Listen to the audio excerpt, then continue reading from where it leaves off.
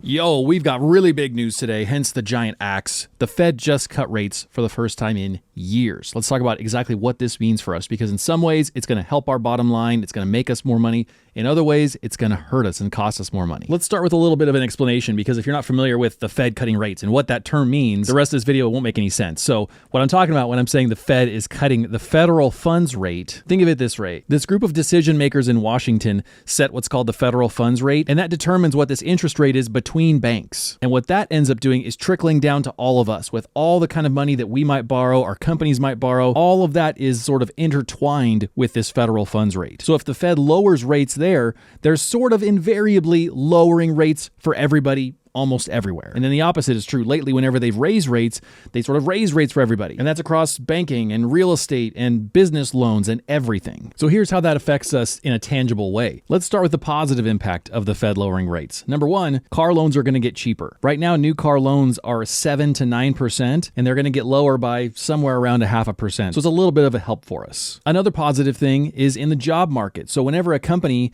can borrow money for cheaper, there's odds that it will be more likely to hire new people. I know there's a lot of people out there looking for jobs right now, and it's very tough. But what this can do is make money available to employers for a little bit less cost to them. So maybe if they've been waiting to hire somebody, they can finally do that. Another massive impact this is going to have is when it comes to housing and borrowing rates for mortgages, because mortgage rates have been at ridiculous highs, like the highest rates that I've ever seen since I've been alive. They have been coming down over the last year and a half, and they just hit a 19-month low last week of 6.2% on a 30-year fixed mortgage, but that's still ridiculously high. So this is really good news for anybody who's out there looking to buy a house, looking to refinance their mortgage, anything like that, because this is going to lower your mortgage rates down. It's going to make homes a lot more affordable. Now, I'm not a real estate expert, and so I can't say, well, if home affordability is better, does that then change the price of the home and drive prices back up? Because if you're trying to buy a home and your loan is cheaper but your price is higher, you're stuck in the same kind of dilemma that you've always been. I'll leave that kind of predicting to real estate experts. And my own personal favorite impact that this whole Fed lowering rate situation can have is that it can make our stocks go up. If you're an investor, if you've been watching my channel for a while and you understand that investing is so important and you've made the leap and you've started stock market investing or you've been doing it for a while now, the broad sentiment that people are predicting is that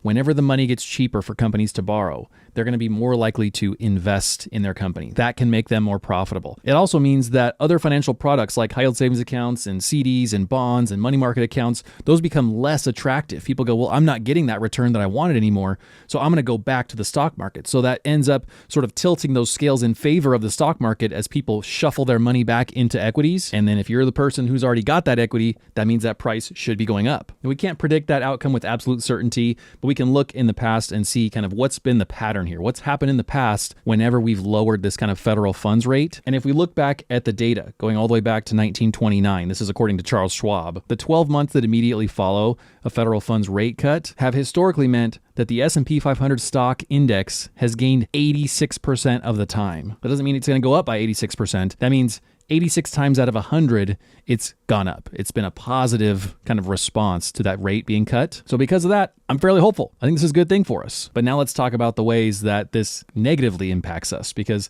when the Fed lowers rates, borrowing becomes cheaper. Unfortunately for us, that also means our savings accounts rates go down. So that high yield savings account that you've had that's been paying 5% interest is not going to be paying 5% interest for much longer. It's going to be paying something like 4.5% or 4.7% now, because they're just not going to be able to keep up with that now that the federal funds rate is lower. There are some other options out there when it comes to keeping your cash in a high yield, relatively safe environment. And I'm working on videos right now to demonstrate what some of those products are, what kind of alternatives you have now that money market funds and savings accounts are going to be dropping. How can you still get a good return and have it be low risk? So make sure you're subscribed so you don't miss that. Unfortunately, we don't have any more hints about future rate cuts, so we can't make any predictions there. But right now, as of today, that rate cut is official, it's happening, and so we can count on these positive things happening with our money. But if you're not investing yet, then you need to watch this video next to learn what you need to do to get that ball rolling and get started now. There's still a lot of time left in 2024, plus the next 10 or 20 years of a positive economic situation where the US should grow, your investments should grow. We don't have any realistic reason to believe that long-term that's not going to happen.